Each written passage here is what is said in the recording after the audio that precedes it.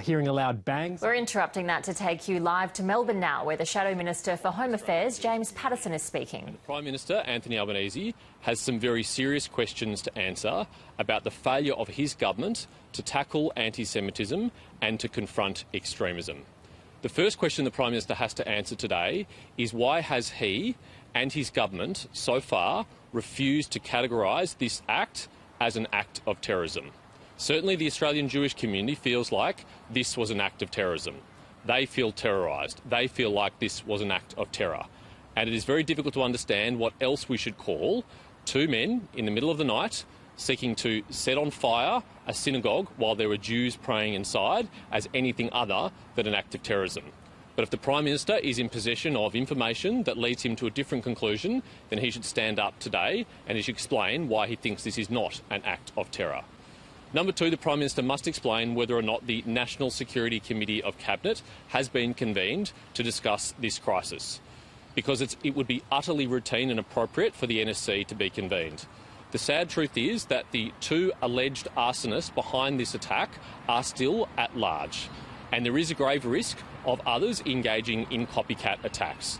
So has the NSC met? Has the federal government discussed what options they have to make sure no other acts like this are repeated in the future?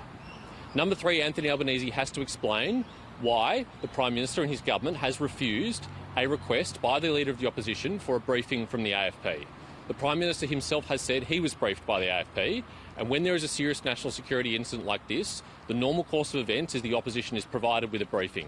But the Opposition Leader's office requested a briefing yesterday and it has not yet been granted. He must explain why he's refusing to provide this briefing. Number four, the Prime Minister must explain where his Minister for Home Affairs, Tony Burke, is, because it seems like Tony Burke is missing in action yet again. Let's remember that the Minister for Home Affairs is responsible for counter-terrorism, and yet the Minister for Home Affairs, Tony Burke, has not held a press conference, he has not done a media interview, he's not issued a statement, he hasn't even sent a tweet of concern for the Australian Jewish community. Tony Burke needs to understand that he's the Minister for Home Affairs for all Australians, not just for Western Sydney. And finally, the Prime Minister must explain what his plan and Penny Wong's plan is to restore the bilateral relationship between Australia and Israel that they have trashed. Relations between Australia and Israel have never been at a lower ebb than they are today, and it is because of the behaviour of the Albanese government. It is an extraordinary state of affairs that the Prime Minister of Israel has made the statements he has overnight, appealing to the Albanese government to take seriously the anti-Semitism crisis that has festered in our country on their watch. And unless Penny Wong and the Prime Minister can stand up and explain how they plan to fix this relationship, then Australians should be concerned, because Israel is one of our most important bilateral security and intelligence partners outside the Five Eyes. Israel has previously provided intelligence to Australia, which has thwarted terrorist attacks in our own country. It's a critically important relationship, but on this government's watch, it's been absolutely trashed. Happy to take some questions. In Victoria, in the last, well, really over the last couple of years, we've seen an increase in neo-Nazi activity, with very recently setting up at refugee rallies, etc. Do you think more should be done to address that? They have directed We should take all forms of extremism very seriously. I don't care whether it is Islamist extremism, white supremacist extremism or neo-Nazi extremism. All of them are a threat to us and our way of life, and it should be taken incredibly seriously. I guess you're implying it could be those elements that are behind this attack. That is possible. It's also possible that it is an Islamist-motivated terrorist attack, and police need the support of the community to get to the bottom of this. When police do identify who these people are, it's absolutely critical that the full force of the law is applied to whoever is responsible for this, because if there are no consequences for this behaviour, then the people behind it and others watching them will be emboldened. The truth is, in our country over the last year, we've had a full-blown extremism crisis. We've had people parading in our streets with the flags of listed terrorist organisations, but there have been no consequences for them, and as a result, they've been emboldened. We cannot tolerate that any longer before someone is seriously hurt. Do you agree with people Yahoo when he says it's impossible to separate yesterday's fire from Australia's resolution? I think Australia's abandonment of Israel, but also our closest ally and partner, the United States, at the United Nations is a disgrace, and it has harmed our national security, and it is not in our national interests. Penny Wong and the Prime Minister have caved in to the demands of extremists on a key issue of Australian foreign policy that is not in our national interest, and they should explain why they've done so.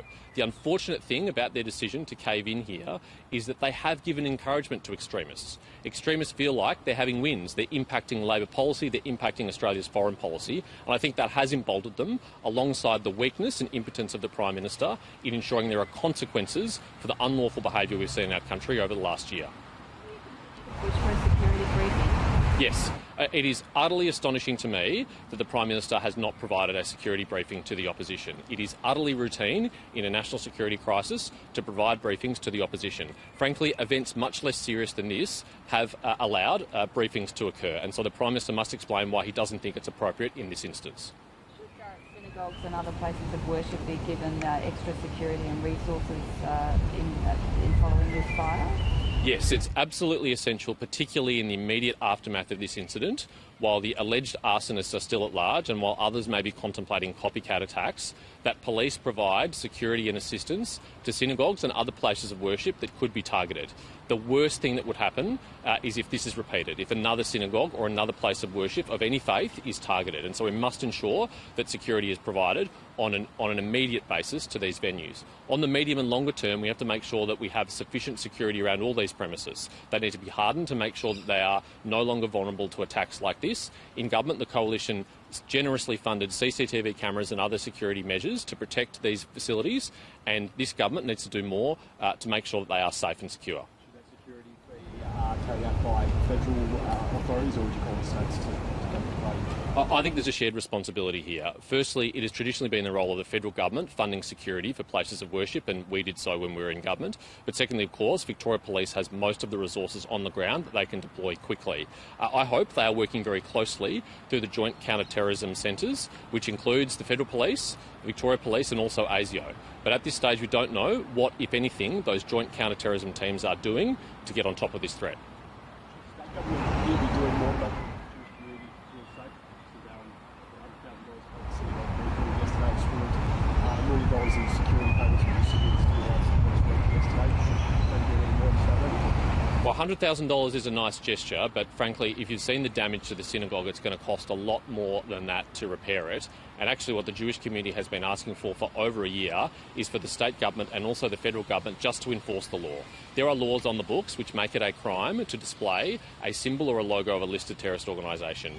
And yet almost every weekend in our city we have seen people with flags of Hamas and Hezbollah and other terrorist symbols, and there have been no consequences for those people. The failure to enforce the law has emboldened extremists, and that is the reason why we are seeing further escalation in their behaviour today.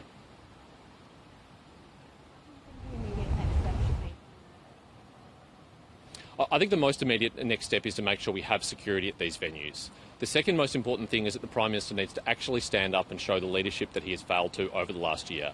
Peter Dutton and I have been warning him ever since the 7th of October that anti-Semitism is out of control and that something terrible could happen. And that's exactly what we've seen. The worst fears of the Jewish community have been realised. It is a miracle that no one was killed in this incident. There were 2 people inside worshipping when this attack took place. It very easily could have ended their lives, and the next attack very easily could end someone's life. So we need the Prime Minister to understand the crisis this is, the cancer that anti-Semitism represents in our community, and we need him to act decisively. We need him to make sure that the law is enforced. Thank you, everyone. Cheers.